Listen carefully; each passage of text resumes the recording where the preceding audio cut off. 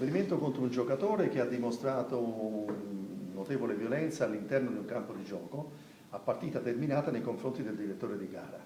che ha tentato prima di colpirlo, il quale è riuscito però ad evitare appunto di subire il colpo, e poi l'ha raggiunto con un pugno all'addome che gli ha procurato delle lesioni lievissime, però è dovuto ricorrere immediatamente alle cure di quelli che erano i medici all'interno del campo e secondariamente a quelle del pronto soccorso. Quindi un fatto di estrema gravità e di violenza veramente inspiegabile. Ecco, il fatto che venga colpito un calciatore con questo tipo di provvedimento di allontanamento da impianti sportivi e da eventi sportivi costituisce una novità. Una novità per quanto riguarda la questura di Treviso, perché al momento presumo, ricordo che sia la prima volta che viene dato nei confronti del giocatore questo provvedimento di DASPO. Però altrettanto giusta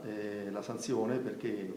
l'esempio che viene dato all'interno del calcio deve essere di uno sport tranquillo, uno sport in cui la persona e tutti gli spettatori possono godere di questo spettacolo, non certo un incitamento a una violenza che poi può portare a fenomeni di emulazione da parte di altri soggetti.